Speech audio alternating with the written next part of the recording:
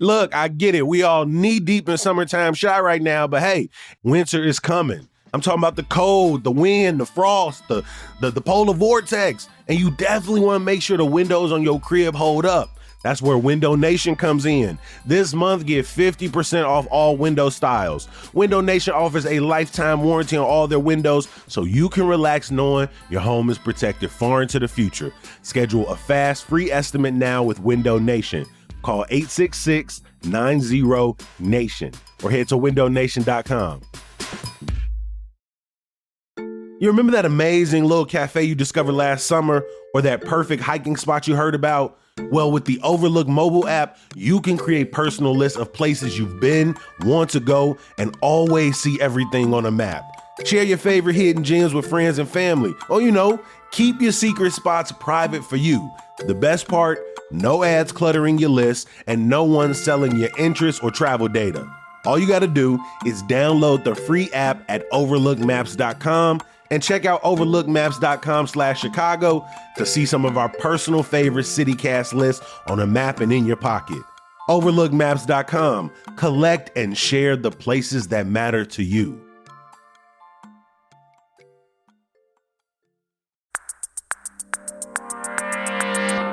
Today on CityCast Chicago, budget season is upon us and Chicago is facing a, get this, $1.2 billion deficit for fiscal year 2026. Last year's contentious budget battle led to, among many things, the city's credit rating taking a hit, and already agencies are warning it could very well happen again. Earlier this year, we spoke with an expert to learn how municipal debt and credit ratings work and what this means for Chicago's financial health. It's Monday, August 4th. I'm Jacoby Cochran, and this is what Chicago is talking about.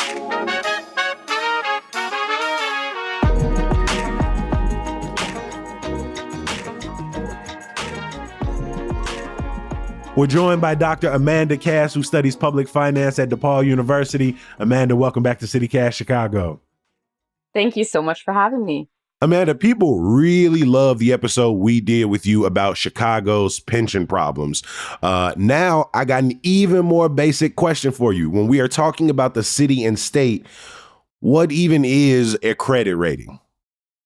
So it's basically a credit rating agency telling investors how risky is it to loan money to the state of Illinois or the city of Chicago. So the higher the grade, the less risky it is, the lower the grade, the more risk there is. Mm-hmm. Now, I know on my personal credit rating, like how that impacts my ability to take out a loan for a home. Like, can I get an apartment? People might check my credit when I'm trying to, try to buy a car. But how is a credit rating for a whole ass city different from my personal credit score that the landlord looks up before I rent the apartment? So at a kind of basic concept level, there's some similarity, but I think it's important to take a step even back and contextualize when we're talking about credit rating, what are we talking about? What are they for? And so credit ratings are tied into the municipal bond market. So when a city or a state is going to be doing an infrastructure project, a capital program, let's say the city of Chicago wants to build more affordable housing, rather than payment for that with money that's in the bank, what the city does is it goes out and it issues debt. The debt's called a bond. And similar to a mortgage, you've got the principal amount, but then you also have interest on the bond. And so the city goes out and it issues the bond, and then it's going to pay back that bond over a set period of time. Part of the process is the city gets a credit rating from the credit rating agencies. There's 4 of them. So the credit rating agencies operate independently from investors who buy the debt. So credit rating is a signal to investors about the credit worthiness of the city, but credit rating agencies don't dictate the interest rate. Got it. So I'm thinking of an example like Brandon Johnson's big bond proposal to pay for affordable housing. That was $1.5 billion. Chicago isn't paying for those programs with $1.5 billion out of like the city's pockets or the city's accounts. He's essentially paying for that using bond proceeds. Nice. Exactly. The idea is that you're kind of investing in this program and it's going to kind of spur more economic growth, economic development. And so, in theory, bond debt should never be used for paying for recurring services. So, you don't want to be using bond debt, for example, to pay for city employee salaries in this budget year. But the city of Chicago has used bond debt for operational expenses in the past. When we're thinking about the affordable housing, the $1.5 billion in bond proceeds for affordable housing, the thought there is we get more people in homes, get more people in apartments, get more people on their feet, and that finds its way back to the city through income tax, through sales tax, through property tax, and things like that. Yeah, and it's supposed to be kind of a more efficient and kind of cost savings way to finance using debt rather than having the money all up front. Got it. What kind of factors impact the city's credit rating year over year? So all of the credit rating agencies, they have different methodologies and procedures for how they assign the credit ratings.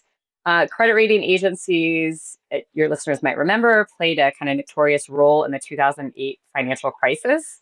And so there's been a lot of change in the municipal bond market and the credit rating agency world. So their methodologies are actually publicly available. There's a lot of data, a lot of criteria that go into it. I'm not going to go into too much detail because that will bore people and take up way too much time. But broadly, there's broad areas. So they take into consideration the city's economy, right? Is the economy growing? Is it shrinking? They look at the tax base. They look at the city's financial and budget management. Does the city have a diversified revenue system, or does it rely solely on one tax? They look at governance and management practices. And then they also look at debt. This includes outstanding bond debt and as well as pensions. And so Chicago is unfortunately an outlier among other major cities for its very large pension debt. Mm-hmm. Which, again, we have sat down and talked to ad nauseum. Some of the names of agencies people might be familiar with: Moody's, S&P, Fitch. So when they take in all of those different factors, are they spitting out a number for the city of Chicago? Like they got a 600 credit rating right now. They got a 850. I know they ain't got no 850 because we wouldn't be having this conversation. But like, is it on the same numerical scale as each of us as individuals? It is not on a numeric scale. So the credit rating agencies are generally using an alphabet. So Standard and Poor's S&P is the one that just downgraded the city of Chicago. And so their scale goes from AAA, AAA is the highest, down to D. And importantly, within the credit ratings, there's a really big split between what's considered investment grade and what's considered speculative grade or junk bond status. It's a really big, important distinction. The city of Chicago right now is at a triple B rating with S&P. Well, it's one kind of letter above junk bond status. So junk bond would be double B. Ooh. And then, okay, to add a little more complexity, so there's these letters, but then there's also pluses and minuses. So Chicago, S&P just downgraded the city of Chicago from BBB plus to BBB. There's also BB negative. Okay, I'm a professor. You're a professor, so I kind of get B plus versus B versus B minus. Yeah. I can kind of gel with that. But these aren't like necessarily good Bs, because to be one step above junk bond sounds terrible. So explain to me, what's the problem with junk bond status besides it just sounds like a real crummy name to have put on you? So it can impact who can buy debt. So not there can be stipulations for investors that restrict them from buying junk bonds and that they can only buy investment grade. So municipal bonds are packaged into kind of debt that can fund retirement accounts for your everyday citizens. Not everybody's going to be buying junk debt. There can also be clauses in bond statements that penalties get triggered if the city's downgraded from investment grade down to junk status. But I think more importantly, it's a big signal about the city's financial health. So we care about these credit ratings because it's telling you something about the city's financial health. And so a downgrade is kind of a negative picture that's being painted about the city's finances, and there should be concern about kind of the future budget years.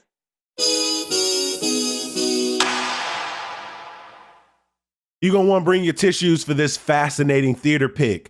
Come From Away is at Paramount Theater in Aurora. The show is based on a true story, y'all, of a small town in Newfoundland that took in nearly, get this, 7,000 stranded passengers from over 100 countries after planes were grounded because of the 9/11 attacks. 38 of those planes, international flights, landed in Gander, the town that welcomed the world. Nominated for 7 Tony Awards, including Best Musical and Best Original Score, the Chicago area premiere offers a simple message that kindness can and should reach across all borders. Experience the small town generosity. Come From Away runs August 20th through October 12th in downtown Aurora. Don't wait. Get your tickets today at ParamountAurora.com. All right, so I want to name a couple qualities. I want you to think if they apply to you, and just maybe I might got your next career move. Ready? I bet. Do you have a passion for people? You're excited to help others and you got great customer service skills. Do you crave flexibility, right? You want to be in charge of your own schedule and chart your own course. Do you got that hustle in you, right? Are you ready to turn that drive into something meaningful? All right, if you answer yes, then hey, real estate might be your next big move. Realtors help people make one of the biggest decisions of their lives, buying or selling a home, and no 2 days are the same. It's a chance to grow a business, make an impact, and build the lifestyle you're working towards. Visit realtorsrealestateschool.com to set up a free career consultation. How has Chicago's credit rating changed over time? I know it was recently downgraded, but in the last, couple of decades, what has that shift looked like? Yeah. So if we go back in time, there was a bunch of downgrades in the around 2015. At that time, Chicago was grappling with how to deal with unfunded pension liabilities. That was during around Emmanuel's tenure. And then recently, in the past couple of years, 2022 and 2023, I think there was some credit rating upgrades as well as outlook changes.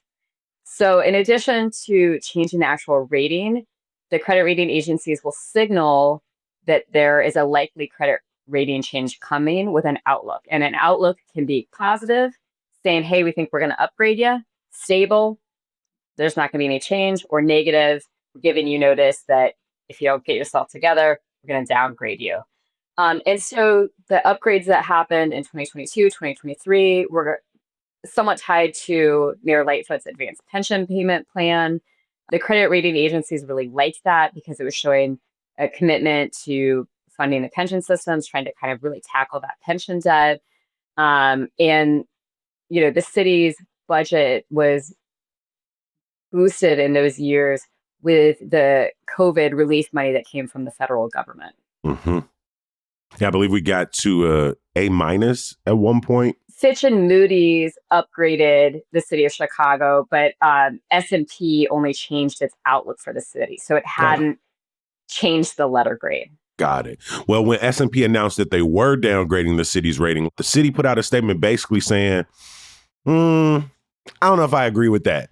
Does that do anything at all? The city coming out and saying, maybe go back to the drawing board? It just conveys the city's unhappiness over the credit rating. Again, the credit rating agencies are assigning this letter grade, but that doesn't directly impact the cost of debt that the city issues, because investors are the ones who buy the debt, and investors oftentimes do their own analysis. And so there can be disagreement between what investors think and a credit rating agency thinks. Let's talk about the state for a little bit. Why is Illinois' credit rating currently better? If you think back, the state of Illinois' credit rating was really negatively impacted during the Rauner budget impasse years. And so the credit rating, there was a series of downgrades. And so the state of Illinois has dug itself out of that hole. So too have there been these credit rating upgrades. And the credit rating agencies have kind of cited structural changes in the state's finances. And so what the credit rating agencies are looking for is long-term changes in stability in addressing a structural deficit. And so they view favorably if the state is addressing budget deficits with long-term fixes and not just one-time plugging budget holes. The state of Illinois has also been building up its reserves through its budget stabilization fund. The state has also consistently been putting more money into its pension systems than's required by state law. The state pension systems are also better funded than the city of Chicago's. So the state pension systems are about 45% funded. Chicago's pension systems are only 25% funded. Those numbers are both very low. You want a pension system to be fully funded, 100%, but the state is doing better than the city. Got it. So even if you have, pension debts that you need to address, even if, because right now, the budget conversation in the state is still looking to fill a budget hole. But if that process moves along maybe with less contention than the city of Chicago's process, it feels like because of the issues they face, if they go through a contentious budget process, that could impact their credit rating. But if the process moves more smoothly, they may be able to hold steady. For sure. So in Standard & Poor's downgrade, some of what they talk about is the budget negotiation. So if you remember, Mayor Johnson kind of initially came out and proposed plugging part of the deficit with a significant property tax increase. And there was a huge political backlash from that. And so I think one concern from the 2025 budget season is the contentiousness over raising revenue in a recurring way to address the budget hole. So the city of Chicago kind of cobbled together a variety of measures to plug 2025, but there's likely going to be budget gaps again. How does this play out in Chicago? Does the city's credit rating affect whether stuff gets built or our ability to get services this year or the next? So not necessarily. So again, the credit rating has some relationship to the interest that the city pays on debt that it issues. But I was looking it up. So New York City and San Francisco both have much higher credit ratings than the city of Chicago.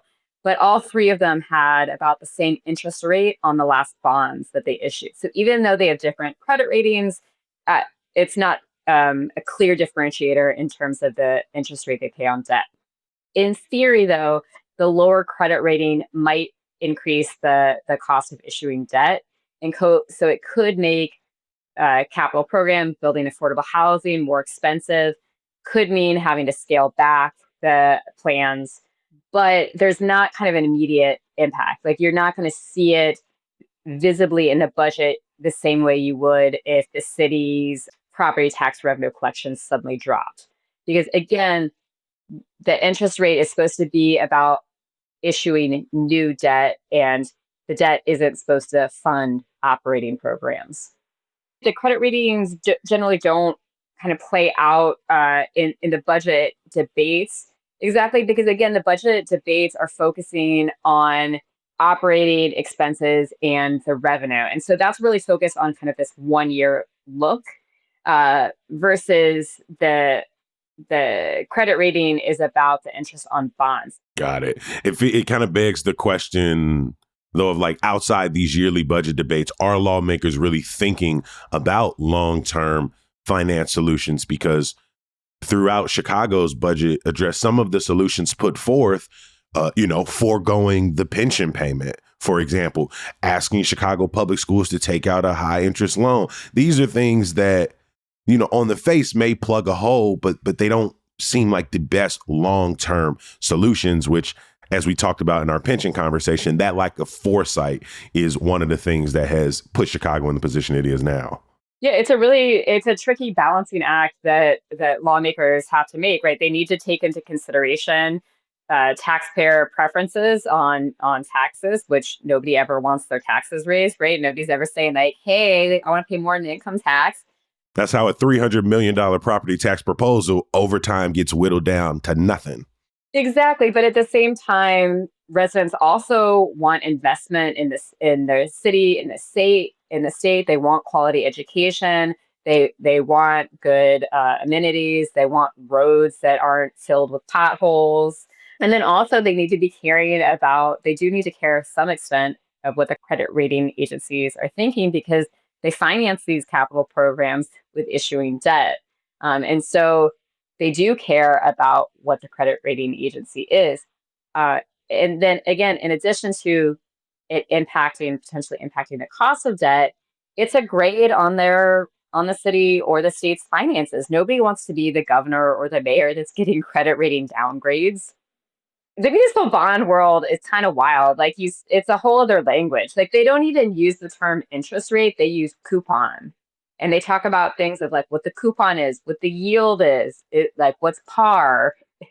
It feels like it is, in some ways, purposefully difficult and obtuse as a way to sort of say, you don't need to focus on this. Let the politicians and the lawmakers deal with this. But, I think it's important for us to really break these things down in layman terms and understand how does something that, again, on its face may not impact our everyday life in Chicago, but does impact the overall fiscal health of our city and what our city may or may not look like in the years and decades to come, what it's able to do, build.